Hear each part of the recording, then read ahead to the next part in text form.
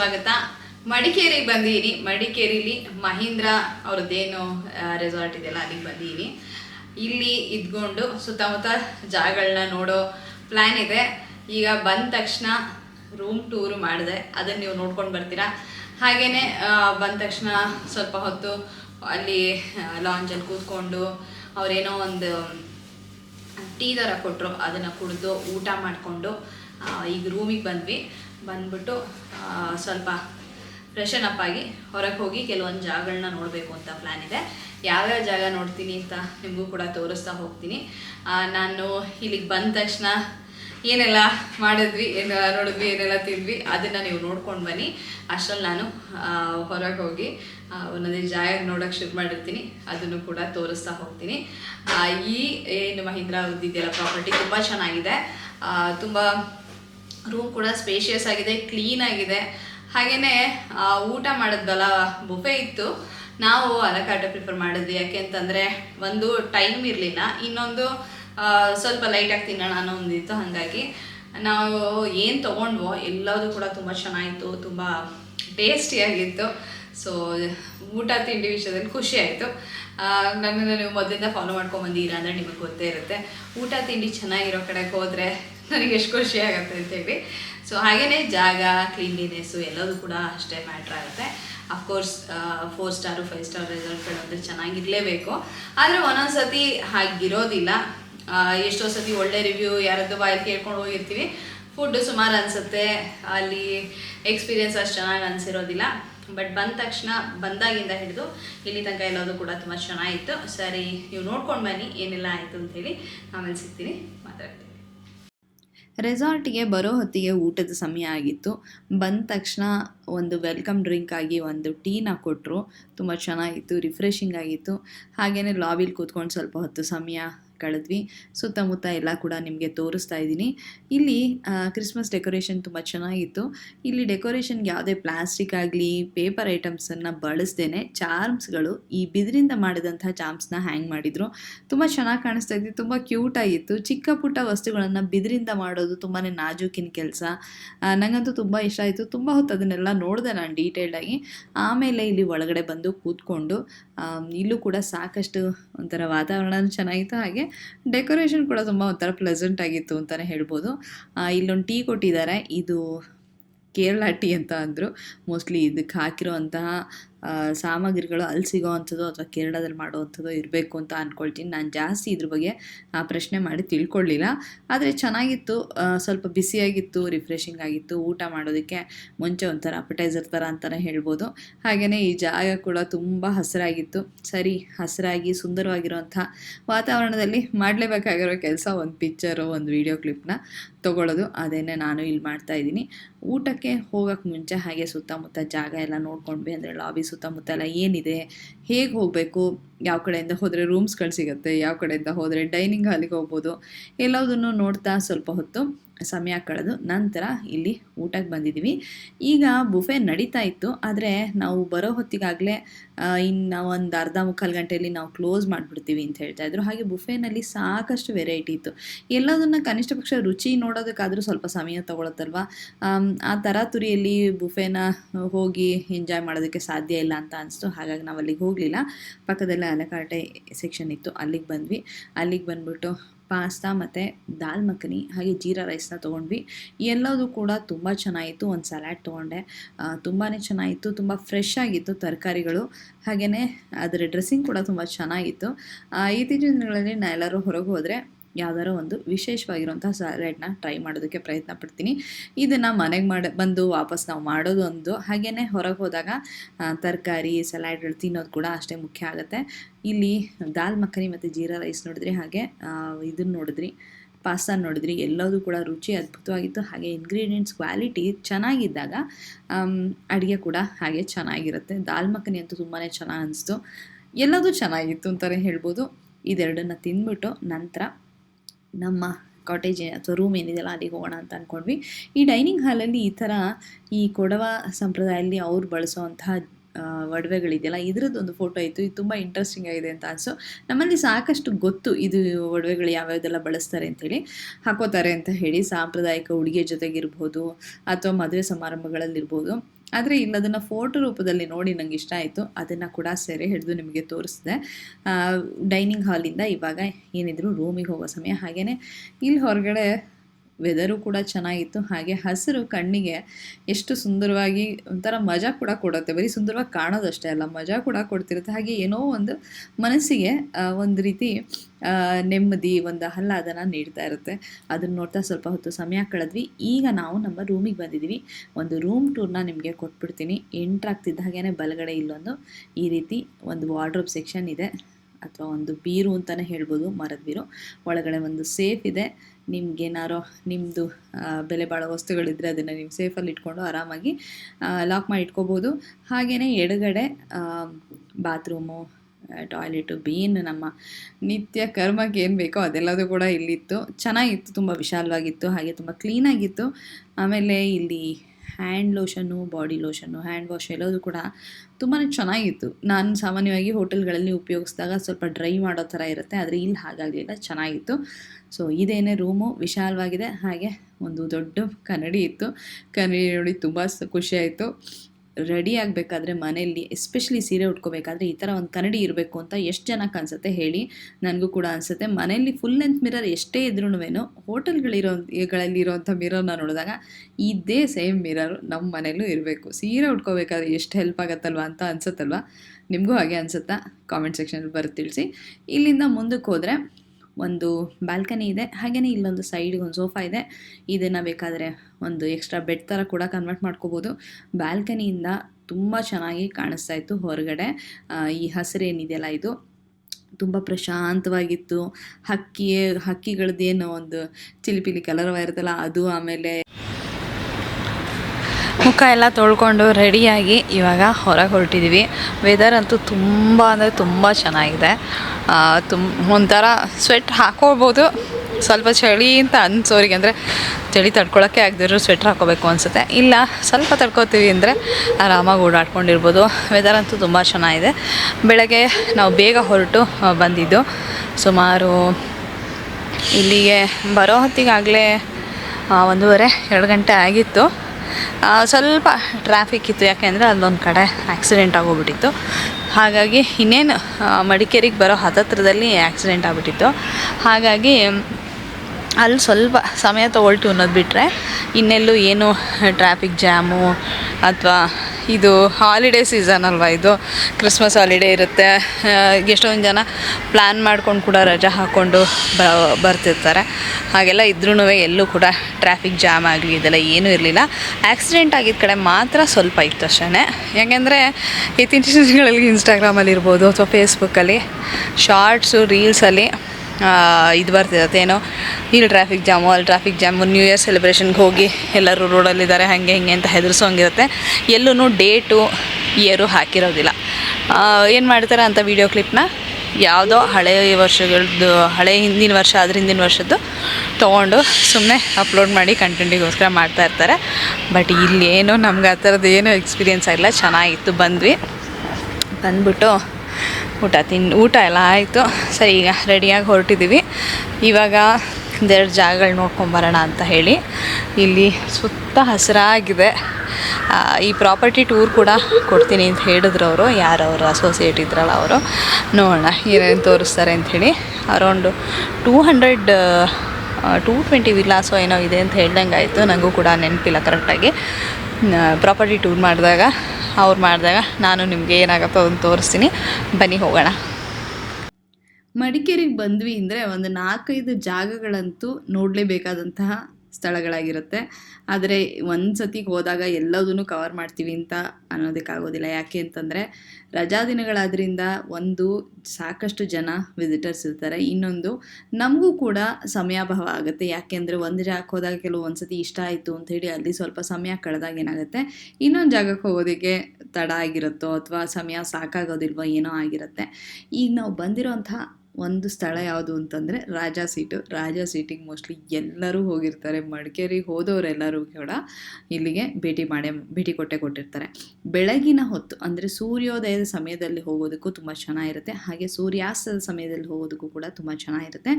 ನಾವು ಸಂಜೆ ಸನ್ಸೆಟ್ ಟೈಮಲ್ಲಿ ನೋಡೋಣ ಅಂಥೇಳಿ ಬಂದ್ವಿ. ಜೊತೆಗೆ ಇನ್ನೊಂದು ಏನಾಯಿತು ಅಂದರೆ ಸಾಕಷ್ಟು ಮೋಡ ಕವಿದಿತ್ತು ಮಧ್ಯಾಹ್ನದಿಂದನೂ ಕೂಡ ಹಾಗಾಗಿ ಸನ್ಸೆಟ್ ಕಾಣೋದಿಲ್ಲ ಅಂತ ಎಲ್ಲರೂ ಅಂತಾಯಿದ್ರು. ಅದು ಒಂದು. ಜೊತೆಗೆ ಸಾಕಷ್ಟು ಜನ ಇದ್ದರು, ತುಂಬಾ ಜನ ಇದ್ದರು ಅಂತಲೇ ಹೇಳ್ಬೋದು. ಯಾಕೆಂತಂದರೆ ರಜಾ ದಿನಗಳು, ಹಾಗಾಗಿ ನಮ್ಮ ಥರನೇ ಪ್ರತಿಯೊಬ್ಬರು ಕೂಡ ಅವರ ರಜಾ ದಿನಗಳನ್ನ ಚೆನ್ನಾಗಿ ಸಂತೋಷವಾಗಿ ಕಾಲ ಕಳೆಯೋದಕ್ಕೆ ಮಡಿಕೇರಿಗೆ ಬಂದಿರ್ತಾರೆ. ನಮ್ಮಂಥವರಿಂದಲೇ ಜನದಟ್ಟಣೆ ಈ ಥರದ ಜಂಗುಳಿ ಎಲ್ಲದೂ ಕೂಡ ಆಗುತ್ತೆ ಅಂತ ಹೇಳ್ಬೋದು. ಕಾಣಿಸ್ಲಿಲ್ಲ ಸನ್ಸೆಟ್ಟು, ಪರವಾಗಿಲ್ಲ, ಆದರೆ ಒಂದು ಎಕ್ಸ್ಪೀರಿಯನ್ಸ್ ಅಂತೂ ಇಲ್ಲಿಗೆ ಹೋಗಿ ಚೆನ್ನಾಗಾಯಿತು ಅಂತಲೇ ಹೇಳ್ಬೋದು. ಇದಾದಮೇಲೆ ಓಂಕಾರೇಶ್ವರ ದೇವಸ್ಥಾನಕ್ಕೆ ಬಂದಿದ್ವಿ. ಇಲ್ಲೂ ಕೂಡ ಕ್ಯೂ ಇತ್ತು, ಆದರೆ ಅಷ್ಟೊಂದೇನು ತುಂಬ ಹೊತ್ತು ಕಾದು ನಿಂತು ದರ್ಶನ ಮಾಡಿದ್ವಿ ಅಂತ ಹೇಳುವಂಥ ಕ್ಯೂ ಏನಿರಲಿಲ್ಲ. ಇಲ್ಲಿ ಬೆಳಗ್ಗೆ ಹೊತ್ತು ಬಂದರೆ ಚೆನ್ನಾಗಿರ್ತಿತ್ತೇನೋ ಅಂತ ನಂಗೆ ಅನಿಸಿತ್ತು. ಯಾಕೆಂದರೆ ಈ ಸುಂದರವಾದ ಕಲ್ಯಾಣಿ ನೋಡೋದಕ್ಕೆ ಬೆಳಗಿನ ಸಮಯದಲ್ಲಿ ತುಂಬ ಚೆನ್ನಾಗಿ ಕಾಣಿಸ್ತಿತ್ತು ಅಂತ ಅನಿಸ್ತು. ಆದರೆ ಒಳಗಡೆ ದೇವರ ದರ್ಶನ ಮಾತ್ರ ತುಂಬಾ ಚೆನ್ನಾಗಾಯಿತು. 2 ಜಾಗಗಳಂತೂ ಮಡಿಕೇರಿಗೆ ಬಂದು ನೋಡಿದ ಹಾಗೆ ಆಯಿತು ಅಂತ ಹೇಳ್ಬೋದು. Good morning. ನಿನ್ನೆ ನೀವು last video clipping mostly Omkareshwar ದೇವಸ್ಥಾನದ ನೋಡಿರ್ತೀರ. ಅದಾದಮೇಲೆ ವಾಪಸ್ಸು ಒಂದು ಜಾಗಕ್ಕೆ ಹೋದ್ವಿ, ಕೈಲಾಶ್ ಪರ್ವತ ಅಂತೇಳಿ ಬೆಂಗಳೂರಲ್ಲಿ ಇರೋರಿಗೆ ಗೊತ್ತಿರುತ್ತೆ.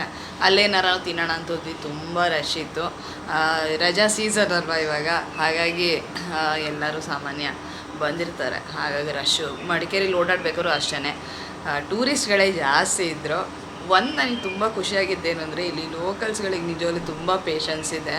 ಆ್ಯಂಡ್ ಎಷ್ಟು ಚೆನ್ನಾಗಿ ಟ್ರಾಫಿಕ್ ರೂಲ್ಸ್ನ ಇರ್ಬೋದು, ಅಥವಾ ಈಗ ಒಂದು ಚಿಕ್ಕ ರೋಡ್ ಇದೆ ಅಂದರೆ ಹೋಗೋದಕ್ಕೆ ಒಂದು ಸೈಡಲ್ಲಿ ನೀಟಾಗಿ ಒಬ್ಬರಿಂದ ಒಬ್ಬರು ನಿಲ್ಲೋದಿರ್ಬೋದು. ನಮ್ಮ ಬೆಂಗಳೂರಲ್ಲಿ ನಾವೇನು ಮಾಡ್ತೀವಿ ಹೇಳಿ, ಪೈಲಪ್ ಆಗಿದೆ ಅಂದರೆ ತಕ್ಷಣ ಹಿಂದಿಂದ ಖಾಲಿ ಇರೋ ಜಾಗದಲ್ಲಿ ಓಡೋಗ್ಬಿಟ್ಟು ಮುಂದೆ ನಿಂತ್ಕೊಳ್ಳೋಕೆ ಪ್ರಯತ್ನ ಪಡ್ತೀವಿ. ಇಲ್ಲಿ ಯಾರೂ ಹಂಗೆ ಮಾಡಲ್ಲ ನಾನು ಗಮನಿಸ್ದಂಗೆ. ಆ ಥರ ಯಾರೋ ಮಾಡ್ತಿದ್ದಾರೆ ಅಂದರೆ ನಮ್ಮ ಥರ ಟೂರಿಸ್ಟ್ಗಳೇ ಇರಬೇಕೇ ಹೊರತು. ಲೋಕಲ್ಸ್ ಅಂತೂ ಎಷ್ಟು ಚೆನ್ನಾಗಿ ಒಬ್ಬರಿಂದ ಒಬ್ಬರು ನಿಂತಿರ್ತಾರೆ ಗೊತ್ತಾ. ತುಂಬ ಖುಷಿ ಆಯಿತು. ಹೊರಗಿಂದ ಬಂದವ್ರನ್ನ ಟೂರಿಸಮ್ಮೇ ಇರ್ಬೋದು ಇಲ್ಲಿ, ಒಂದೇನಂತಾರೆ ಒಂದು ಒಳ್ಳೆ ಆದಾಯ ಕೊಡ್ತಿರ್ಬೋದು, ಆದರೆ ಬಟ್ ಸಹಿಸ್ಕೊಳ್ಳೋದು ಕಷ್ಟನೇ. ಯಾಕೆಂದರೆ ಏಕ್ದಮ್ ಬರ್ತಾರೆ, ಹೆಂಗೆ ಬೇಕೋ ಹಂಗೆ ಬಿಹೇವ್ ಮಾಡ್ತಾರೆ, ಹೇಗೆ ಬೇಕೋ ಹಾಗೆ ಪಾರ್ಕ್ ಮಾಡ್ತಾರೆ, ಹೇಗೆ ಬೇಕೋ ಹಾಗೆ ಓಡಿಸ್ತಿರ್ತಾರೆ ಅಂದರೆ ನಿಜವಾಗ್ಲೂ ಸಹಿಸ್ಕೊಳ್ಳೋದು ತುಂಬಾ ಕಷ್ಟ. ಪಾಪ ತುಂಬ ಪೇಷನ್ಸ್ ಇದೆ ಅಂತ ನನಗೆ ಅನ್ನಿಸ್ತಿತ್ತು.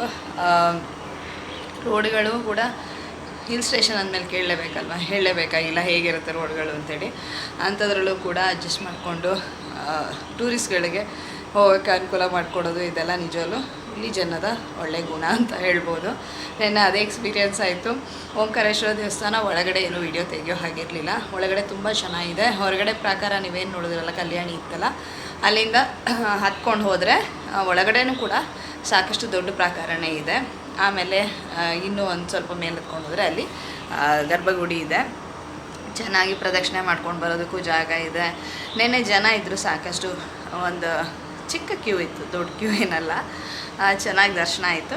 ಅದಾದಮೇಲೆ ಕೈಲಾಶ್ ಪರ್ವತ ಅಂತ ಹೇಳ್ತಾ ಇದ್ದೆ, ಅಲ್ಲಿ ತುಂಬ ರಶ್ ಇತ್ತು. ಅಲ್ಲಿ ಸ್ವಲ್ಪ ಹೊತ್ತು ವೆಯ್ಟ್ ಮಾಡಿ ಸಾಕಾಗೋಯಿತು. ಆಮೇಲೆ ಅಲ್ಲಿ ಚಾಟ್ಸ್ಗೆ ಎಲ್ಲದಕ್ಕೂ ಫುಡ್ ಚೆನ್ನಾಗಿರುತ್ತೆ ಅಂತ ಎಲ್ಲರೂ ಹೇಳ್ತಾಯಿದ್ರು. ಬಟ್ ಒಳಗೋಗಿ ನೋಡಿದ್ಮೇಲೆ ಕ್ಲೆನ್ಲಿನೆಸ್ಸೇ ಇಲ್ಲ ಅಂತ ಅನ್ನಿಸ್ತು. ತುಂಬ ಅದು ಮೋಸ್ಟ್ಲಿ ಜನ ಬಂದಿರೋದಕ್ಕೆ ಅವ್ರಿಗೆ ಮ್ಯಾನೇಜ್ ಮಾಡೋಕ್ಕಾಗದೆ ಹಂಗಾಗ್ತಿತ್ತು ಏನೋ ಗೊತ್ತಿಲ್ಲ. ಮ್ಯಾನೇಜ್ಮೆಂಟು ಚೆನ್ನಾಗಿರಲಿಲ್ಲ. ಒಂಥರ ಅಷ್ಟು ಕ್ರೌಡ್ ಇದ್ದಾಗ ಅಚ್ಚುಕಟ್ಟಾಗಿ ಮ್ಯಾನೇಜ್ ಮಾಡಬೇಕು. ಟೇಬಲ್ಗಳು ಕಡಿಮೆ ಇದೆ, ಮೋಸ್ಟ್ಲಿ ಎಕ್ಸ್ಪೆಕ್ಟ್ ಮಾಡೇ ಇರೋಲ್ಲ ಅನಿಸುತ್ತೆ. ಆದರೆ ಈ ಥರ ಎಲ್ಲ ರಜಾ ಇದ್ದಾಗ ಬರ್ತಾರೆ ಅಂತ ಒಂದು ಇದ್ದೇ ಇರುತ್ತೆ, ಒಂದು ಅಂದಾಜು. ಸೊ ವಾಪಸ್ ಇಲ್ಲಿಗೆ ಬಂದು ಊಟ ಮಾಡಿ ಮಲ್ಕೊಂಡಿದ್ದಷ್ಟೇ. ಇವಾಗ ಬೆಳಗ್ಗೆ ಎದ್ದು ತಿಂಡಿ ತಿನ್ನೋಕೆ ರೆಡಿ ಆಗಿಬಿಟ್ಟು ತಿಂಡಿ ತಿನ್ನೋಕೆ ಹೋಗ್ತಾಯಿದ್ದೀನಿ. ಅದಾದಮೇಲೆ 1-2 ಜಾಗಕ್ಕೆ ಹೋಗಬೇಕು. ನೆನ್ನೆ ನಾವು ನೋಡಿದ್ದು ಬರೀ ಓಂಕಾರೇಶ್ವರ ದೇವಸ್ಥಾನ, ಮತ್ತು ಅದಕ್ಕೂ ಮುಂಚೆ ರಾಜಾ ಸೀಟ್ಗೆ ಹೋಗಿದ್ವಲ್ಲ ಅಲ್ಲಿ. ಅದು ನೆನ್ನೆ ಮೋಡ ಎಲ್ಲ ಇದ್ದಿದ್ದರಿಂದ ಸನ್ಸೆಟ್ ಕೂಡ ಏನೂ ಕಾಣಿಸ್ಲಿಲ್ಲ. ನಮಗಿಂತ ಮುಂಚೆ ಹೋದವ್ರಿಗೂ ಏನೂ ಕಾಣಿಸಿಲ್ಲ ಅಂತ ಅವರು ಹೇಳ್ತಾಯಿದ್ರು. ಹಾಗಾಗಿ ಏನು ಮಿಸ್ ಮಾಡ್ಕೊಂಡ್ವಿ ಅಂತೇನಿಲ್ಲ. ನೆನ್ನೆ ಮೋಡ ತುಂಬ ಇತ್ತು. ಮಧ್ಯಾಹ್ನದ ಹಾಗೇ ಮೋಡ ಮುಚ್ಕೊಳ್ಳೋಕೆ ಶುರುವಾಯಿತು ಅಂತ ಹೇಳ್ತಾಯಿದ್ರು. ಸೊ 2 ಜಾಗ ಆಯಿತು. ಇಲ್ಲಿ ಬಂದಾಗ ಸ್ಟ್ಯಾಂಡರ್ಡಾಗಿ ಗೊತ್ತಲ್ವ, ಅಬ್ಬಿ ಫಾಲ್ಸು, ರಾಜಾ ಸೀಟು, ಓಂಕಾರೇಶ್ವರ ದೇವಸ್ಥಾನ, ಹಾಗೇ ಇದು ಮಾನೆಸ್ಟ್ರಿ ಇದೆಯಲ್ಲ ಅಲ್ಲಿಗೆ ಹೋಗಬೇಕು, ಬೈಲ್ಗುಪ್ಪೆ, ಆಮೇಲೆ ದುಬಾರೆ, ಎಲಿಫೆಂಟ್ ಕ್ಯಾಂಪು, ಈ ಥರದ್ದೆಲ್ಲ ಸ್ಟ್ಯಾಂಡರ್ಡ್ ಇದೆ. ಬಟ್ ಎಲ್ಲದೂ ಒಂದೇ ಟ್ರಿಪ್ಪಲ್ಲಿ ಮಾಡೋಕ್ಕೆ ಆಗಲ್ಲ. ಎಷ್ಟಾಗುತ್ತೋ ಅಷ್ಟು ನೋಡಿಕೊಂಡು. ಈ ಪ್ರಾಪರ್ಟಿ ತುಂಬ ಚೆನ್ನಾಗಿದೆ, ತುಂಬ ಆರ್ಗನೈಸ್ಡ್ ಆಗಿ, ತುಂಬ ಕ್ಲೆನ್ಲಿನೆಸ್ ಇರ್ಬೋದು, ಅಥವಾ ಸರ್ವಿಸ್ ಇರ್ಬೋದು, ಫುಡ್ ಇರ್ಬೋದು, ಎಲ್ಲ ಕೂಡ ಚೆನ್ನಾಗಿದೆ. ಸೊ ಈ ಪ್ರಾಪರ್ಟಿ ಆ್ಯಕ್ಚುಲಿ ಇನ್ನೂ ಇಲ್ಲಿ ಎಕ್ಸ್ಪ್ಲೋರ್ ಮಾಡೇ ಇಲ್ಲ ಅಂತ ಹೇಳಬೇಕು. ಇವತ್ತು ಸಂಜೆ ಆದರೆ ಅದನ್ನು ಮಾಡ್ಬೋದು. ಆಮೇಲೆ ಇವಾಗ ಹೋಗ್ಬಿಟ್ಟು ತಿಂಡಿ ತಿಂದು ಒಂದೆರಡು ಜಾಗ ಯಾವ್ದಾರು ನೋಡಿಕೊಂಡು ಮಧ್ಯಾಹ್ನ ಊಟದ ಹೊತ್ತಿಗೆ ಬರೋಣ ಅಂತ ಅಂದ್ಕೊಂಡಿದ್ದೀವಿ. ಆಮೇಲೆ ಸ್ವಲ್ಪ ರೆಸ್ಟ್ ತೊಗೊಂಡು ಮತ್ತು ಸಂಜೆ ಕಾಫಿ ಪ್ಲ್ಯಾಂಟೇಷನ್ಗೆ ಇನ್ನೂ ಹೋಗಿಲ್ಲ, ಅದೊಂದು ಹೋಗಬೇಕು ಅಂತ ಇದೆ. ಅಬ್ಬಿ ಫಾಲ್ಸ್ ಇದೆರಡು ನೋಡಬೇಕು, ನೋಡೋಣ ಏನೇನಾಗುತ್ತೋ ಗೊತ್ತಿಲ್ಲ. ಇಷ್ಟಂತೂ ಇದೆ ಪ್ರೋಗ್ರಾಮು. ಬನ್ನಿ ಇವತ್ತಿನ ದಿನ ಶುರು ಮಾಡೋಣ, ವ್ಲಾಗು ನೋಡ್ತಾ ಹೋಗೋಣ. ತಿಂಡಿ ತಿನ್ನೋಣ ಅಂತ ಬಂದ್ವಿ. ತಿಂಡಿ ಇಲ್ಲಿ ಬುಫೆ ಇತ್ತು. ಬೆಳಗ್ಗೆನೇ ವಡೆ ದರ್ಶನ ಆಗ್ತಾಯಿದೆ. ವಡೆ ತುಂಬ ಚೆನ್ನಾಗಿತ್ತು. ಇಡ್ಲಿಲೂ ಅಷ್ಟೇ ಎರಡು ಬಗೆಯಲ್ಲಿ ಇಡ್ಲಿ ಇತ್ತು. ಒಂದು ಮಾಮೂಲಿ ಇಡ್ಲಿ ಆದರೆ ಇನ್ನೊಂದು ಮಿಲೆಟ್ ಇಡ್ಲಿ ಇತ್ತು. ಹಾಗೆಯೇ ಪರೋಟಗಳಿತ್ತು, ಮೆಂತ್ಯದ ಸೊಪ್ಪು ಮತ್ತು ಬಟಾಣಿ ಹಾಕಿ ಮಾಡಿದ್ದು, ಪನ್ನೀರ್ದು ಎಲ್ಲವೂ ಕೂಡ ತುಂಬ ಚೆನ್ನಾಗಿತ್ತು. ತಿಂಡಿಲಿ ಸಾಕಷ್ಟು ವೆರೈಟಿ ಇತ್ತು. ಆಮೇಲೆ ಇಲ್ಲಿ ಪುಡಿ ಮಸಾಲೆ ದೋಸೆ ಟ್ರೈ ಮಾಡಿದೆ ನಾನು, ತುಂಬ ಚೆನ್ನಾಗಿತ್ತು. ನಿಮ್ಮಲ್ಲಿ ಎಷ್ಟು ಜನಕ್ಕೆ ಪುಡಿ ಮಸಾಲೆ ದೋಸೆ ಇತ್ತೀಚಿನ ದಿನದಲ್ಲಿ ಇಷ್ಟ ಆಗ್ತಿದೆ? ಹಾಗೆ ಮನೇಲಿ ಕೂಡ ನೀವು ಪುಡಿ ಮಸಾಲೆ ದೋಸೆನೇ ಮಾಡ್ತೀರಾ, ಮಾಮೂಲಿ ಮಸಾಲೆ ದೋಸೆನ ಬಿಟ್ಟು ಅಂಥೇಳಿ ಖಂಡಿತ ಬರೋ ತಿಳಿಸಿ. ನಮ್ಮಲ್ಲೂ ಕೂಡ ಇತ್ತೀಚಿನ ತುಂಬ ದಿವಸದಿಂದ ತುಂಬ ಇಷ್ಟಪಟ್ಟು ತಿಂತಾ ಇದ್ದಾರೆ. ಹಾಗೆಯೇ ಗೊತ್ತಲ್ವ, ತಿಂಡಿ ಜೊತೆಗೆ ಅಂದಮೇಲೆ ಕೇಕ್ ಇರ್ಬೋದು, ಅಥವಾ ಟೀ ಜೊತೆ ಕೇಕ್ ಇರ್ಬೋದು, ಅಥವಾ ಡೋನಟ್ಟು, ಕ್ರೋಸೋ ಎಲ್ಲದೂ ಕೂಡ ತುಂಬ ಚೆನ್ನಾಗಿತ್ತು. ಆಮೇಲೆ ಫ್ರೆಶ್ ಫ್ರೂಟ್ ಎಷ್ಟು ಚೆನ್ನಾಗಿ ಕಟ್ ಮಾಡ್ತಾಯಿದ್ರು. ಹಾಗೆಯೇ ತುಂಬಾ ಚೆನ್ನಾಗಿತ್ತು ಹಣ್ಣು ಕೂಡ. ಜೊತೆಗೆ ಕಾರ್ನ್ಫ್ಲೇಕ್ಸ್ ತಿಂತೀರಾ, ಸೀರಿಯಲ್ಸ್ ತಿಂತೀರಾ, ಅಥವಾ ನೀವು ಬರೀ ಫ್ರೂಟ್ಸ್ ತಿಂತೀರಾ, ಎಲ್ಲದಕ್ಕೂ ಕೂಡ ಇಲ್ಲಿ ಅವಕಾಶ ಇತ್ತು. ತಿಂಡಿ ತುಂಬ ಚೆನ್ನಾಗಿತ್ತು. ನಾನು ಏನೇನು ತೊಗೊಂಬಂದೆ ತೋರಿಸ್ಬಿಡ್ತೀನಿ. ಫಸ್ಟು ಒಂದು ಇಡ್ಲಿ, ಒಂದು ವಡೆ ಟ್ರೈ ಮಾಡೋಣ ಅಂತ ತೊಗೊಂಡೆ. ನಂತರ ಪುಡಿ ಮಸಾಲೆ ದೋಸೆ ತಿಂದೆ, ತುಂಬಾ ರುಚಿಯಾಗಿತ್ತು. ಹಾಗೆ ಬ್ರೆಡ್ ಟೋಸ್ಟ್ ಕೂಡ ಇದೆ, ಜಾಮ್ ಕೂಡ ಚೆನ್ನಾಗಿತ್ತು. ಸೊ ಬ್ರೇಕ್ಫಾಸ್ಟ್ ಅಂತೂ ತುಂಬಾ ಚೆನ್ನಾಗಾಯಿತು ಅಂತಲೇ ಹೇಳ್ಬೋದು.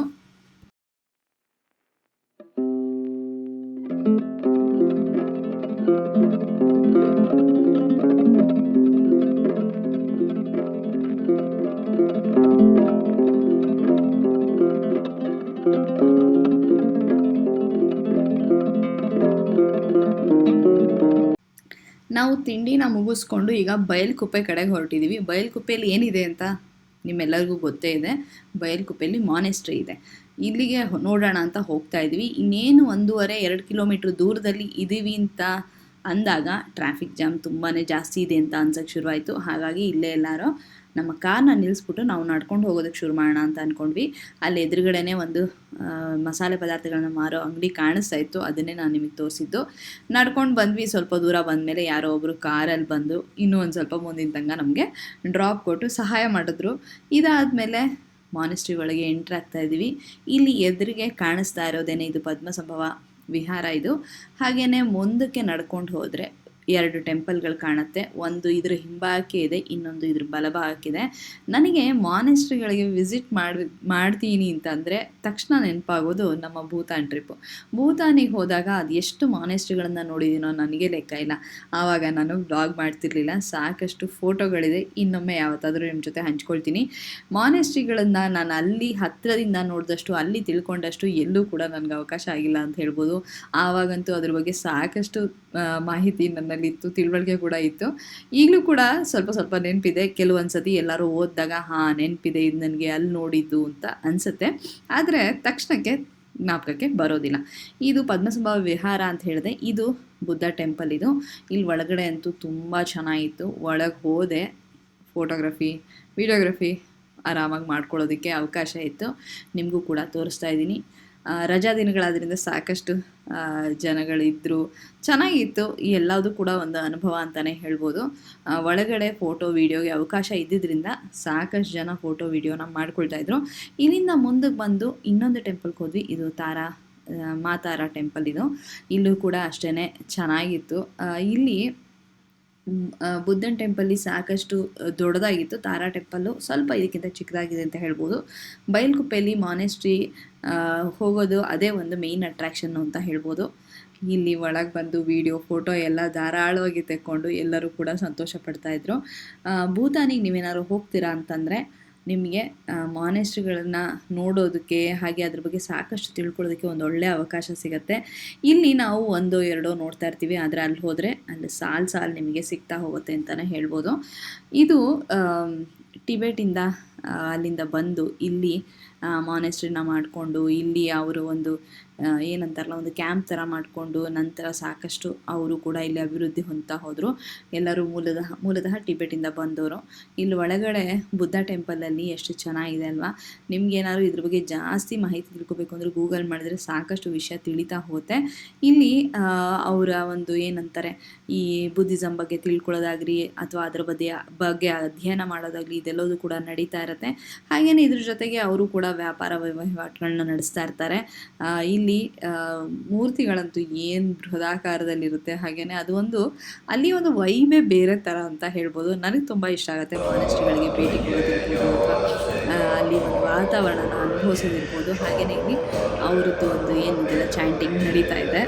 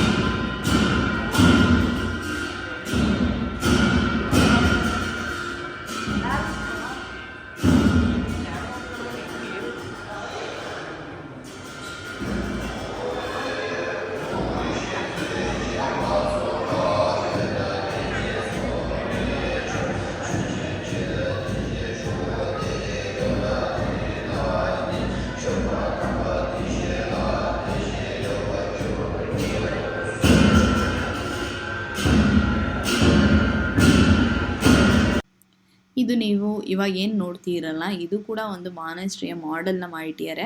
ಅಂದರೆ ಟಿಬೆಟ್ನಲ್ಲಿ ಹೇಗಿದೆ ಅದನ್ನು ಇಲ್ಲಿ ಈ ರೀತಿಯಾಗಿ ಮಾಡಿಟ್ಟಿದ್ದಾರೆ. ಇವರೆಲ್ಲರೂ ಮೂಲತಃ ಟಿಬೆಟಿಂದ ಬಂದವರು, ಭಾರತದಲ್ಲಿ ಆಶ್ರಯನ ಕೇಳಿಕೊಂಡು ನಂತರ ಇವರು ಇಲ್ಲಿ ಮಾನೆಸ್ಟ್ರಿಗಳನ್ನು ಈ ಕ್ಯಾಂಪಸ್ಗಳನ್ನು ನಿರ್ಮಾಣ ಮಾಡಿಕೊಂಡ್ರು. ಇಲ್ಲಿ ಇಬ್ಬರು ಮುದ್ದಾಗಿರೋವಂಥ ನಾಮಗಳು ಹೋಗ್ತಾಯಿದ್ರು. ನಂಗೆ ನೋಡಿ ತುಂಬ ಖುಷಿ ಆಯಿತು. ಅವರನ್ನು ವಿಡಿಯೋದಲ್ಲಿ ತೋರಿಸೋ ಪ್ರಯತ್ನ. ಹಾಗೆಯೇ ಮುಂದೆ ಬಂದ್ವಿ ಅಂದರೆ ಬೈಲ್ಪುರ್ ಮಾನೆಸ್ಟ್ರಿಯಲ್ಲಿ ಎಲ್ಲ ನೋಡಿಕೊಂಡು ಅದಾದಮೇಲೆ ಊಟ ಮಾಡಿಕೊಂಡು ವಾಪಸ್ಸು ನಮ್ಮ ರೆಸಾರ್ಟ್ ಕಡೆಗೆ ಬಂದ್ವಿ. ದಾರಿ ಹೋಗ್ತಿದ್ದಾಗ ಇಲ್ಲಿ ಒಂದು ಫಂಕ್ಷನ್ ನಡೀತಿದ್ದು ಕಂಡು ಬಿತ್ತು. ಏನದು ಅಂತ ನೋಡೋಣ ಅಂತ ಬಂದ್ವಿ. ಅಂತ ಗೊತ್ತಾಯಿತು ಇನ್ನೇನು ಸುಗ್ಗಿ ಕಾಲ ಹತ್ತಿರ ಬಂತು, ಸುಗ್ಗಿ ಹಬ್ಬ ಬಂತು. ಅಂಥ ಸಮಯದಲ್ಲಿ ಅದರ ಆಚರಣೆಯನ್ನು ಇವರು ಮಾಡ್ತಾ ಇದ್ದಾರೆ ಅಂತ ಗೊತ್ತಾಯಿತು. ತುಂಬ ಚೆನ್ನಾಗಿತ್ತು. ಕೊಡವ ಸಂಪ್ರದಾಯದ ಆಚರಣೆಗಳು ಹಾಗೆಯೇ ನೃತ್ಯ ಇದೆಲ್ಲವೂ ಕೂಡ ನಾವು ಕೂಡ ಸ್ವಲ್ಪ ಹೊತ್ತು ಕೂತ್ಕೊಂಡು ಇದರ ಆನಂದನ ಅನುಭವಿಸಿದ್ವಿ. ಹಾಗೆ ಒಂದು ರೀತಿ ಚೆನ್ನಾಗಿತ್ತು. ಅಂದರೆ ಒಂದು ಈ ಎಕ್ಸ್ಪೀರಿಯೆನ್ಸ್ ಏನಿದೆಯಲ್ಲ ಇದು ಆಯಾ ಜಾಗಕ್ಕೆ ಹೋದಾಗ ಮಾತ್ರ ಸಿಗುವಂಥದ್ದು. ಯಾವುದೇ ವೀಡಿಯೋದಲ್ಲಾಗಲಿ ಫೋಟೋದಲ್ಲಾಗಲಿ ಎಷ್ಟೇ ನೋಡಿದ್ರು ಕೂಡ ನೋಡಿದ್ವಿ ಅಂತ ಆಗುತ್ತೆ ಹೊರತು ಆಯಾ ಜಾಗಕ್ಕೆ ಹೋದಾಗ ಅಲ್ಲಿ ಈ ರೀತಿದ್ದು ಏನಾರೋ ಒಂದು ಚಿಕ್ಕ ಪುಟ್ಟ ಕಾರ್ಯಕ್ರಮ ಸುತ್ತಮುತ್ತ ನಡೀತಿದ್ದಾಗ ಆಚರಣೆಗಳೇ ಇರ್ಬೋದು ಅಥವಾ ಯಾವುದೇ ಒಂದು ವಿಷಯದ ಅಲ್ಲಿ ಒಂದು ಸಂಪ್ರದಾಯನ ತೋರಿಸುವಂಥ ಒಂದು ಫಂಕ್ಷನ್ಗಳೇ ಇರ್ಬೋದು. ಇದೆಲ್ಲವೂ ನಡೀತಿದ್ದು ನೋಡಿದಾಗ ನಮ್ಗೆ ಇನ್ನೂ ಹತ್ತಿರದಿಂದ ನೋಡಿದಾಗ ಅದರ ಅನುಭವನೇ ಬೇರೆ ಥರ ಇರುತ್ತೆ. ಹಾಗೆಯೇ ನಾವು ಅಂದ್ಕೊಳ್ತೀವಿ ಅವತ್ತಿನ ದಿವಸ ಯಾವುದೋ ಒಂದು ಫಿಲಮಲ್ಲಿ ನೋಡಿದ್ವಿ, ವಿಡಿಯೋದಲ್ಲಿ ನೋಡಿದ್ವಿ ಅಂಥೇಳಿ. ಅದು ನಿಜವಾಗ್ಲೂ ನೋಡ್ತಿದ್ದಾಗ ಅದರ ಅನುಭವನೇ ಬೇರೆ ಥರ ಇರುತ್ತೆ. ನಾವು ಕೂಡ ಇಲ್ಲಿ ಸ್ವಲ್ಪ ಹೊತ್ತು ಕೂತ್ಕೊಂಡು ಇದನ್ನು ನೋಡಿದ್ವಿ, ಎಂಜಾಯ್ ಮಾಡಿದ್ವಿ, ಚೆನ್ನಾಗಿತ್ತು. ಎಷ್ಟು ಉತ್ಸಾಹದಿಂದ ಯಾವುದೇ ವಯಸ್ಸಿರ್ಬೋದು ಅದನ್ನೆಲ್ಲ ಒಂದು ಲೆಕ್ಕಕ್ಕಿಟ್ಕೊಳ್ಳಿ ಎಲ್ಲರೂ ಕೂಡ ಆ ಒಂದು ನೃತ್ಯದಲ್ಲಿ ಭಾಗವಹಿಸ್ತಾ ಇದ್ರು. ಹಾಗೆಯೇ ಅವರು ಕೂಡ ತುಂಬ ಎಂಜಾಯ್ ಮಾಡ್ತಾಯಿದ್ರು. ಅದು ನೋಡೋಕ್ಕೂ ಕೂಡ ಅದರದ್ದು ಒಂದು ಅನುಭವ ಸಿಗ್ತಾ ಇತ್ತು. ಇಲ್ಲಿ ಕೂಡ ಸ್ವಲ್ಪ ಹೊತ್ತು ಕೂತ್ಕೊಂಡು ಇದನ್ನು ನೋಡಿಕೊಂಡು ನಂತರ ನಾವು ಬಹಳ ಮುಖ್ಯವಾದ ಸ್ಥಳಕ್ಕೆ ಹೋದ್ವಿ. ಅದು ಯಾವುದು ಅಂತ ಹೇಳ್ತೀನಿ. ಇಲ್ಲಿ ಸ್ವಲ್ಪ ಬಿಸಿಲು ಜೋರಾಗೇ ಇತ್ತು ಈ ಟೈಮಲ್ಲಿ, ಬಿಟ್ಟರೆ ಚಳಿ ಕೂಡ ಇತ್ತು. ಆದರೆ ಚೆನ್ನಾಗಿ ಅನಿಸ್ತಿತ್ತು ಬಿಸಿಲು. ಯಾಕೆ ಅಂತಂದರೆ ಬೆಳಗಿಂದ ಚಳಿ ಅಂತನೋ ಅಥವಾ ರೆಸಾರ್ಟ್ಗೆ ಹೋದಾಗ ಚಳಿ ಅಂತನೋ ಇರುತ್ತಲ್ಲ, ಸೊ ಹಾಗಾಗಿ ಬಿಸಿಲು ಚೆನ್ನಾಗಿ ಅನಿಸ್ತು ಅಂತಲೇ ಹೇಳ್ಬೋದು. ಈಗ ನಾವು ಮಡಿಕೇರಿಯ ಮಾರ್ಕೆಟ್ ಏರಿಯಾದಲ್ಲಿರುವಂಥ ಐನ್ಮನೆ ಕೆಫೆಗೆ ಬಂದಿದ್ದೀವಿ. ಇಲ್ಲಿಗೆ ಬಂದರೆ ಕಾಫಿ ಅಂತೂ ತುಂಬ ಚೆನ್ನಾಗಿರೋ ಕಾಫಿ ಖಂಡಿತ ನಿಮಗೆ ಸಿಗುತ್ತೆ. ಹಾಗೆಯೇ ನೀವು ಶಾಪಿಂಗ್ ಕೂಡ ಮಾಡ್ಬೋದು. ಮಸಾಲೆ ಪದಾರ್ಥಗಳ ಶಾಪಿಂಗ್ ಇರ್ಬೋದು, ಕಾಫಿ ಪುಡಿ ಇರ್ಬೋದು, ಅಥವಾ ಇನ್ನೇನೇ ನಿಮಗೆ ಬೇಕಾಗಿವೆ. ಇಲ್ಲಿಯ ಒಂದು ವಿಶೇಷವಾದ ಸಾಮಗ್ರಿಗಳೇನಿರುತ್ತಲ್ಲ ಅದೆಲ್ಲದೂ ಕೂಡ ಇಲ್ಲಿ ತುಂಬ ಚೆನ್ನಾಗಿ ಸಿಗ್ತಾಯಿತ್ತು. ಇಲ್ಲಿ ಇಷ್ಟು ವೆರೈಟಿ ಕಾಫಿ ಬೀಜಗಳಿದೆ. ಎಲ್ಲದೂ ಕೂಡ ಮೋಸ್ಟ್ಲಿ ಅರಾಬಿಕಾನೇ ಇರೋದು, ಅದರಲ್ಲೇ ಬೇರೆ ಬೇರೆ ವೆರೈಟಿ ಇದೆ. ಇದನ್ನು ನೀವು ಯಾವ ಥರ ಕಾಂಬಿನೇಷನ್ ಮಾಡ್ಕೊಳ್ತೀರೋ ಆ ಥರ ಮಾಡಿಕೊಂಡು ನೀವು ನಿಮಗೆ ಯಾವ ಹದದಲ್ಲಿ ಪುಡಿ ಬೇಕೋ ಅದನ್ನು ಮಾಡಿಸ್ಕೊಂಡು ತೊಗೋಬಹುದು. ಜೇನುತುಪ್ಪ ಕೂಡ ಸಿಗುತ್ತೆ. ಆಮೇಲೆ ಮಸಾಲೆ ಪದಾರ್ಥಗಳು ನಾನು ಏನೇನೆಲ್ಲ ತೊಗೊಂಡೆ ಅಂತ ತಿಳ್ಕೊಬೇಕು ಅಂತಿದ್ರೆ ಇದ್ರ ಹಿಂದಿನ ವ್ಲಾಗ್ ಏನಿದೆಯಲ್ಲ ಅದನ್ನು ನೋಡ್ಕೊಂಡು ಬನ್ನಿ. ನಾನು ಏನೆಲ್ಲ ಶಾಪಿಂಗ್ ಮಾಡ್ಕೊಂಡು ಹೋದೆ ಇಲ್ಲಿಂದ, ಹಾಗೆ ಅದನ್ನು ಹೇಗೆ ಒಂದು ಮಸಾಲೆ ಡಬ್ಬಿನಲ್ಲಿ ಅರೇಂಜ್ ಮಾಡಿ ಇಟ್ಟಿರೋದನ್ನ ನೀವು ಹಿಂದಿನ ವೀಡಿಯೋದಲ್ಲಿ ನೋಡಿದ್ರೆ ಗೊತ್ತಾಗುತ್ತೆ. ಇಲ್ಲಿ ಮೆಣಸು, ಚಕ್ಕೆ, ಲವಂಗ, ಯಾಲಕ್ಕಿ, ಕಪ್ಪು ಏಲಕ್ಕಿ, ಹಾಗೆಯೇ ಒಟ್ಟಿನಲ್ಲಿ ಇನ್ನೆಲ್ಲ ಅಂದರೆ ಜಾಯಿಕಾಯಿ, ಜಾಪತ್ರೆ ಎಲ್ಲದೂ ಕೂಡ ಇಲ್ಲಿ ತುಂಬ ಚೆನ್ನಾಗಿ ಸಿಗ್ತಿತ್ತು. ನಮಗೆ ಈ ಕ್ವಾಂಟಿಟಿ ಏನಿದೆಯಲ್ಲ, ಈ ಒಂದು 100 ಗ್ರಾಮ್ಸು 200 ಗ್ರಾಮ್ಸು ಇದು ತುಂಬ ಕರೆಕ್ಟಾಗಿರುತ್ತೆ ತೊಗೊಂಡು ಹೋಗೋದಕ್ಕೆ. ಆಮೇಲೆ ಮಸಾಲೆ ಪದಾರ್ಥಗಳನ್ನ ತುಂಬ ತೊಗೊಂಡು ಹೋದರೂ ಕೂಡ ನೀವು ಸರಿಯಾಗಿ ಅದನ್ನು ಪ್ರಿಸರ್ವ್ ಮಾಡಬೇಕಾಗತ್ತೆ, ಇಲ್ಲದ್ರೆ ವೇಸ್ಟ್ ಆಗಿ ಹೋಗ್ಬಿಡುತ್ತೆ. ಹಾಗೆ ಇಲ್ಲಿ ಚಾಕ್ಲೇಟ್ಗಳು ತುಂಬ ಚೆನ್ನಾಗಿ ಸಿಗ್ತಿತ್ತು. ಆರೆಂಜಿನ ಕಿತ್ತಳೆ ಹಣ್ಣನ್ನು ಬಳಸಿ ಮಾಡಿದಂಥ ಚಾಕ್ಲೇಟ್ ಇರ್ಬೋದು. ಇದು ಒಂದು ನನಗೆ ವಿಶೇಷವಾಗಿ ಕಾಣಿಸ್ತು. ಏನದು ಅಂದರೆ ಗಟ್ಟಿ ಗಿಣ್ಣದ ಹಾಲಿನ ಪುಡಿ ಅಂಥೇಳಿ. ಇದಂತೂ ನಾನು ಎಲ್ಲೂ ಯಾವತ್ತೂ ನೋಡಿರಲಿಲ್ಲ, ಇಲ್ಲೇ ಫಸ್ಟ್ ನೋಡಿದ್ದು. ಈ ಗಿಣ್ಣದ ಹಾಲಿನ ಪುಡಿನ ಯಾವುದಕ್ಕೆ ಬಳಸ್ತಾರೆ ಗೊತ್ತಿಲ್ಲ ನನಗೆ. ಮೋಸ್ಟ್ಲಿ ಯಾವ್ದಾರ ಸಿಹಿ ಪದಾರ್ಥಕ್ಕೆ ಬಳಸ್ತಾರಾ ಅಥವಾ ಗಿಣ್ಣ ಮಾಡೋದಕ್ಕೆ ಬಳಸ್ತಾರಾ ಗೊತ್ತಿಲ್ಲ. ನಿಮ್ಗೇನಾದ್ರು ಗೊತ್ತಿದ್ರೆ ಕಾಮೆಂಟ್ನಲ್ಲಿ ಬರೆದು ತಿಳಿಸಿ. ವಾಪಸ್ಸು ಅಲ್ಲಿಂದ ನಾವು ನಮ್ಮ ರೆಸಾರ್ಟಿಗೆ ಬಂದ್ವಿ. ಊಟದ ಸಮಯ ಆಗ್ತಿತ್ತು. ಅದಕ್ಕೂ ಮುಂಚೆ ಸ್ವಲ್ಪ ಇಲ್ಲಿ ಒಂದು ಸ್ಪೋರ್ಟ್ಸ್ ರೂಮ್ ಏನಿತ್ತಲ್ಲ, ಇಂಡೋರ್ ಗೇಮ್ಸ್ ಎಲ್ಲ ಏನಿತ್ತಲ್ಲ ಅದನ್ನು ಒಂದ್ಸತಿ ಹೋಗಿ ನೋಡ್ಕೊಂಡು ಬರೋಣ ಅಂತ ಬಂದ್ವಿ. ಎಲ್ಲ ಥರದ ಇಂಡೋರ್ ಗೇಮ್ಸ್ಗಳು ಇರುತ್ತಲ್ಲ, ಅಂದರೆ ಕೇರಮ್ ಬೋರ್ಡ್ ಇರ್ಬೋದು, ಟೇಬಲ್ ಟೆನ್ನಿಸು, ಜೊತೆಗೆ ಇನ್ಯಾವ್ದು ಇದೆಯೋ ಅದೆಲ್ಲದೂ ಇತ್ತು. ಅದ್ರ ಜೊತೆಗೆ ಇಂಟ್ರೆಸ್ಟಿಂಗ್ ಆಗಿ ಇದು ಒಂದಿತ್ತು. ಈ ರೀತಿ ಆಟ ಆಡೋವಂಥದ್ದು ಏನು ಅಂತ ಅದು ಅಂದರೆ ಅದು ಒಂದು ಬಾಲ್ ಇರುತ್ತೆ. ಆ ಬಾಲ್ನ point. Good morning. Last video clip ಐನ್ ಮನೆಗೆ ಹೋಗಿದ್ದನ್ನು ನೀವು ನೋಡಿರ್ತೀರಾ.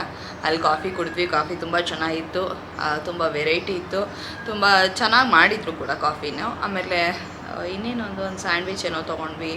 ಆಮೇಲೆ ತಿರಾಮಿಸು ಈ ಥರದ್ದೆಲ್ಲ ಕೇಕ್ಗಳು ಏನೇನೋ ಇತ್ತು, ಚೆನ್ನಾಗಿತ್ತಲ್ಲಿ. ಹಾಗೆಯೇ ಅಲ್ಲಿ ಮಸಾಲೆ ಪದಾರ್ಥಗಳು ಕೂಡ ತುಂಬ ಚೆನ್ನಾಗಿ ಸಿಗ್ತಿತ್ತು. ಸೊ ಅದನ್ನು ಕೂಡ ಶಾಪಿಂಗ್ ಮಾಡಿದೆ ನಾನು. ಅದನ್ನು ಕೂಡ ತೋರಿಸ್ತೀನಿ. ಚಕ್ಕೆ, ಲವಂಗ ಗೊತ್ತಲ್ಲ, ಆಮೇಲೆ ಪಲಾವ್ ಎಲೆ, ಕಪ್ಪು ಏಲಕ್ಕಿ ಅದು ಇತ್ತು, ಎಲ್ಲ ಇತ್ತು. ತುಂಬ ಚೆನ್ನಾಗಿತ್ತು, ಫ್ರೆಶ್ ಆಗಿತ್ತು. ಆಮೇಲೆ ನನಗಂತೂ ಒಂಥರ ರಿಲಯಬಲ್ ಅಂತ ಅನ್ನಿಸ್ತು. ಅವ್ರದ್ದು ಬೆಂಗಳೂರಲ್ಲೂ ಬ್ರ್ಯಾಂಚ್ ಇದೆ ಅಂತ ಹೇಳ್ತಾಯಿದ್ರು, ಇಂದ್ರಾನಗರಲ್ಲೂ ಎಲ್ಲ. ಚೆನ್ನಾಗಿತ್ತಲ್ಲಿ, ಆ ಎಕ್ಸ್ಪೀರಿಯನ್ಸ್ ಚೆನ್ನಾಗಿತ್ತು. ಸೊ ನೀವು ಕೂಡ ಹೋಗ್ಬೋದು. ಇಲ್ಲಂತೂ ತುಂಬ ಅಂಗಡಿಗಳಲ್ಲಿ ಮಸಾಲೆಗಳನ್ನೆಲ್ಲ ಕವರಲ್ಲಿ, ದೊಡ್ಡ ಕವರಲ್ಲೆಲ್ಲ ತುಂಬ್ಕೊಂಡು ಮಾರ್ತಿರ್ತಾರೆ. ನನಗಂತೂ ಕೆಲವು ಕಡೆ ಅಂತೂ ಹೋಗೋಕ್ಕೆ ನಂಬಿಕೆನೇ ಬರಲಿಲ್ಲ. ಯಾಕೆಂತಂದರೆ ಅದು ಇಟ್ಟಿರೋ ರೀತಿ ಇರ್ಬೋದು, ಆಮೇಲೆ ಅವ್ರು ಮಾರ್ತಿರೋದಕ್ಕೆ ಕೆಲವ್ರದ್ದು ಗೊತ್ತಾಗತ್ತೆ, ಅವ್ರಿಗೆ ಏನೂ ಗೊತ್ತೂ ಇರಲ್ಲ, ಸುಮ್ಮನೆ ಏನೋ ಒಂದು ಟ್ರೆಂಡು ಅನ್ನೋ ಥರ. ಆಮೇಲೆ ಅದು ಎಷ್ಟು ಹಳೇದೋ ಏನೋ. ಇಲ್ಲಾದರೆ ಐನ್ಮನ್ಲಾದರೆ ಪ್ಯಾಕ್ ಆಗಿರೋ ಡೇಟು ಎಲ್ಲ ಕೂಡ ಚೆನ್ನಾಗಿತ್ತು. ಆಮೇಲೆ ಇನ್ನೊಂದೇನೆಂದರೆ ಯಾರು ಗೊತ್ತಿರೋರು ಕರ್ಕೊಂಡು ಹೋಗ್ತಾರೆ ಅಂತ ಅಂದ್ರೂ ಅದೊಂದು ರೀತಿ. ಬಟ್ ನಾವೇ ಹುಡ್ಕೊಂಡು ಹೋದಾಗ ತುಂಬ ಜನ ಸುಮಾರು ಸಜೆಸ್ಟ್ ಮಾಡಿದ್ರು. ಬಟ್ ಹೋಗಿ ನಾವು ವಿಸಿಟ್ ಮಾಡಿದಾಗ ನಮಗಂತೂ ಇಷ್ಟ ಆಗಲಿಲ್ಲ. ಇಲ್ಲೇ ಚೆನ್ನಾಗಿದೆ ಅಂತ ಅನ್ನಿಸ್ತು. ಆಮೇಲೆ ನಮಗೇನು ತುಂಬ ಕ್ವಾಂಟಿಟಿಲೇನು ಬೇಕಾಗಿರಲಿಲ್ಲ. ಸೊ ತೊಗೊಂಡ್ವಿ. ಆಮೇಲೆ ಕಾಫಿ ಪೌಡ್ರು ಅಷ್ಟೇ. ಇಲ್ಲಿ ಬೆಳೆಯೋ ಕಾಫಿ ಇದಕ್ಕೆ ಬೀಜಕ್ಕೆ ವಿಶೇಷವಾಗಿ ಅಂದರೆ ಅದು ಕಡಿಮೆ ಅಸಿಡಿಕ್ ಆಗಿರುತ್ತೆ ಅಂತ ಹೇಳ್ತಾರೆ. ಯಾಕೆಂದರೆ ಇಲ್ಲಿ ಅಂದರೆ ಕಾಫಿ ಬೆಳೆಗೆ ತುಂಬ ಅದು ಬಿಸಿಲಿಗೆ ಎಕ್ಸ್ಪೋಸ್ ಆದಷ್ಟು ಅಸಿಡಿಕ್ ಅದ್ರ ನೇಚರ್ ಜಾಸ್ತಿ ಆಗುತ್ತೆ ಅಂತ ಹೇಳ್ತಾರೆ. ಬಟ್ ನನಗೆ ಅಷ್ಟು ಗೊತ್ತಿಲ್ಲ, ಹೇಳೋದನ್ನು ಕೇಳ್ಕೊಂಡು ನಾನು ನಿಮ್ಗೆ ಹೇಳ್ತಾಯಿನಿ. ಹಾಗಾಗಿ ಇಲ್ಲಿ ಕಾಫಿ ಇದರೊಳಗೆ ಆ ಗುಣ ಕಡಿಮೆ ಇರುತ್ತೆ ಅಂತ ಹೇಳ್ತಾರೆ. ಸೊ ಹಾಗಾಗಿ ಇಲ್ಲಿಯ ಕಾಫಿ ವಿಶೇಷ ಅಂತಲೂ ಕೂಡ ಹೇಳ್ತಾರೆ. ಕಾಫಿ ಅಫ್ಕೋರ್ಸ್ ಕಾಫಿ ಪ್ರಿಯರಿಗೆ ಫ್ರೆಶ್ ಆಗಿ ಇರೋ ಕಾಫಿ ತುಂಬಾ ಫ್ರೆಶ್ ಆಗಿ ಗ್ರೌಂಡೆಡ್ ಪೌಡ್ರು ಅದರಲ್ಲಿ ಮಾಡಿರೋ ಡಿಕಾಕ್ಷನು ಕಾಫಿ ಅಂತೂ ತುಂಬಾ ಇಷ್ಟ ಆಗೇ ಆಗುತ್ತೆ. ಸೊ ನೀವು ಕೂಡ ಇಲ್ಲಿ ಬಂದಾಗ ಟ್ರೈ ಮಾಡಿ ನೋಡ್ಬೋದು. ಇವಾಗ ಹೋಗಿ ಬ್ರೇಕ್ಫಾಸ್ಟ್ ಮುಗಿಸ್ಕೊಂಡು ವಾಪಸ್ಸು ಊರಿಗೆ ಹೊರಡೋದು ಅಷ್ಟೇ, ಇನ್ನೇನಿಲ್ಲ. ಈ ಬ್ಲಾಗನ್ನು ಇಲ್ಲಿಗೆ ಮುಗಿಸ್ತಾ ಇದ್ದೀನಿ.